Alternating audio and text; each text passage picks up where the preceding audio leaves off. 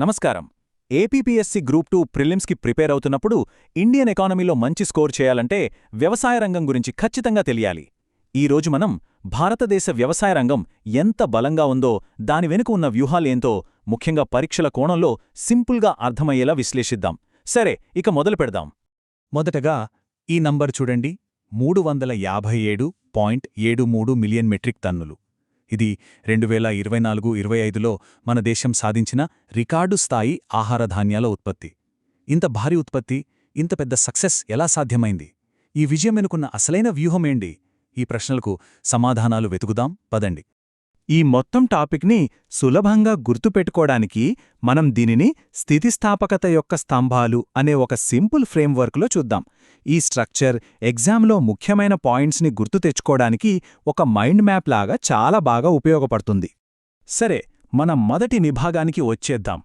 భారతదేశ వ్యవసాయ శక్తి. ప్రభుత్వ పథకాలు, వ్యూహాల లోతుల్లోకి వెళ్లే ముందు అసలు మన వ్యవసాయ రంగం ఎంత పవర్ఫుల్గా ఉందో కొన్ని అంకెలతో దాని బలాన్ని అర్థం చేసుకుందాం. ఈ చార్ట్ చూడండి.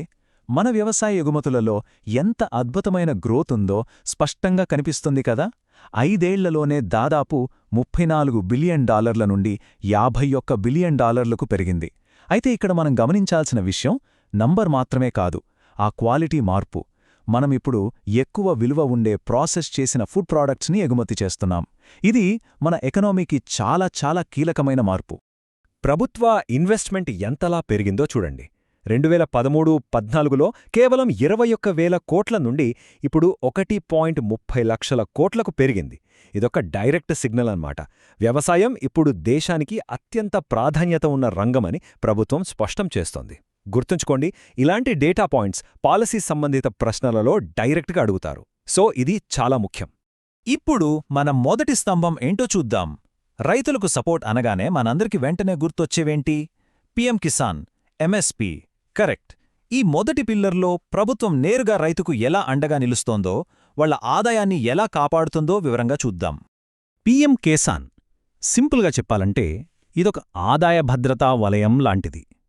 పరీక్షల కోసం మీరు గుర్తుపెట్టుకోవాల్సింది రెండు విషయాలు. 1, దీని ముఖ్య ఉద్దేశ్యం ఆదాయ మద్దతు. 2, అందించే మొత్తం సంవత్సరానికి $6,000. ఈ 2 పాయింట్స్ తెలిస్తే చాలు, ఇతర పథకాలతో కన్ఫ్యూజన్ ఉండదు. ఓకే, పీఎం కిసాన్ డెఫినిషన్ చూశాం కదా, మరి దాని ఇంపాక్ట్ ఎంత పెద్దదో చూడండి. ఈ నంబర్లో దాదాపు 4.27 లక్షల కోట్ల రూపాయలు. ఈ పథకం ఎంత భారీ స్థాయిలో అమలు చేయబడిందో ఈ ఒక్క నంబర్ చెప్తుంది. ఇది పరీక్షల కోసం ఒక హై యీల్డ్ ఫ్యాక్ట్ అంటాడు కదా, అలాంటిది. అంటే ఎగ్జామ్లో వచ్చే అవకాశం చాలా ఎక్కువ. ఇప్పుడొక చాలా కామన్ మిస్టేక్ గురించి మాట్లాడుకుందాం. చాలామంది ఎగ్జామ్స్లో ఇక్కడే కన్ఫ్యూజ్ అవుతారు. పీఎం కిసాన్కి, పీఎం ఫసల్ బీమా యోజనకి మధ్య తేడా ఏంటి అని. మీకోసం ఒక చీట్ కోడ్. కిసాన్ అంటే రైతు, కాబట్టి ఇది రైతు ఆదాయం కోసం. ఫసల్ అంటే పంట, కాబట్టి ఇది పంట నష్టం జరిగినప్పుడిచ్చే బీమా. అంతే, సింపుల్.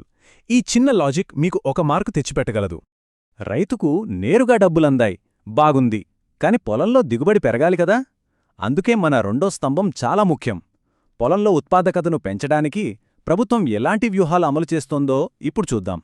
ఈ స్లైడ్ చూసి కంగారు పడకండి. ఇక్కడున్న ప్రతి నంబర్ని బట్టి పట్టాల్సిన అవసరం అస్సలు లేదు. మీరు అర్థం చేసుకోవలసింది ఆ స్ట్రాటజీని. ప్రభుత్వం 5 కీ ఏరియాలపై ఫోకస్ పెట్టింది. సాయిల్ హెల్త్ కార్డులతో మట్టి, నాణ్యమైన విత్తనాలతో విత్తనం, పీఎంకేఎస్వైతో నీళ్లు, కేసీసీలతో లోన్, ఇంకా కస్టమ్ హైరింగ్ సెంటర్లతో మషీన్లు. ఈ 5 పాయింట్లు గుర్తుంటే చాలు. రైతుకు మద్దతు ఇచ్చాం, పొలంలో దిగుబడి పెంచాం, అంతా బాగానే ఉంది. కానీ పండిన పంటను అమ్ముకోవడానికి సరైన మార్కెట్ లేకపోతే మొత్తం కష్టం బూడిదలో పోసిన పన్నీరే. అందుకే మన 3వ అత్యంత కీలకమైన స్తంభం మార్కెట్ల ఆధునీకరణ. ఈ నేమంటే ఏంటి? సింపుల్గా చెప్పాలంటే దేశంలో ఉన్న అన్ని మార్కెట్లని కలిపే ఒక ఆన్లైన్ ప్లాట్ఫామ్. ఇది రైతులకు ఒక అమెజాన్ లాంటిదన్నమాట. పరీక్షల కోసం చీట్ కోడ్ ఏంటంటే 1 నేషన్ 1 మార్కెట్. ఈ కాన్సెప్ట్ గుర్తుపెట్టుకుంటే చాలు. ఈ ఆన్లైన్ మార్కెట్ రైతుకు ఎలా పవరిస్తుందో చూద్దాం. 3 సింపుల్ స్టెప్స్. 1, వాళ్ల పంటను దేశంలో ఎక్కడైనా అమ్ముకోవచ్చు, ఎక్కువ మంది కొనేవాళ్లు దొరుకుతారు. 2, వేలమంతా ఆన్లైన్లో మన కళ్ల ముందే జరుగుతుంది, మోసముండదు. 3, అమ్మకం పూర్తవగానే డబ్బులు డైరెక్ట్గా బ్యాంక్ అకౌంట్లో పడతాయి. దీని రీచ్ ఎంత ఉందో ఈ నెంబర్ చూస్తే మనకు అర్థమవుతుంది. దాదాపు 1,80,00,000 మంది రైతులు వేలాది మార్కెట్లతో కనెక్ట్ అయ్యారు. టెక్నాలజీ ఎంత లోతుగా గ్రామాల్లోకి వెళ్ళిందో చెప్పడానికి ఇదొక మంచి ఉదాహరణ. సరే, మనం 3 స్తంభాలను చూశాం. కానీ ఇక్కడితో కథ అయిపోలేదు. ఇప్పుడు మనం దీని ఒక బిగ్ పిక్చర్లో, అంటే గ్లోబల్ లెవెల్లో ఎలా చూడాలో అర్థం చేసుకుందాం. మన దేశ విధానాలు ప్రపంచ వేదికపై ఎలాంటి ప్రభావం చూపుతున్నాయో చూద్దాం. ఇది మెయిన్స్ ఎగ్జామ్కి చాలా చాలా ఇంపార్టెంట్ టాపిక్. మన దేశ పాలసీలు ఐక్యరాజ్యసమితి సుస్థిర అభివృద్ధి లక్ష్యాలతో ఎలా కనెక్ట్ అయి ఉన్నాయి? ఉదాహరణకు, మన ఫుడ్ సెక్యూరిటీ వల్ల మనం SDG 2 అంటే జీరో హంగర్ టార్గెట్ని రీచ్ అవుతున్నాం. ఈనాం లాంటివి SDG 9 అంటే ఇన్నోవేషన్ ఇన్ఫ్రాస్ట్రక్చర్ కింద వస్తాయి. ఇలా కనెక్ట్ చేసి ఆన్సర్ రాస్తే మీకు ఎక్కువ మార్కులొస్తాయి. ఈ మొత్తం విశ్లేషణకు ఒక పర్ఫెక్ట్ ముగింపు ఈ వాక్యం.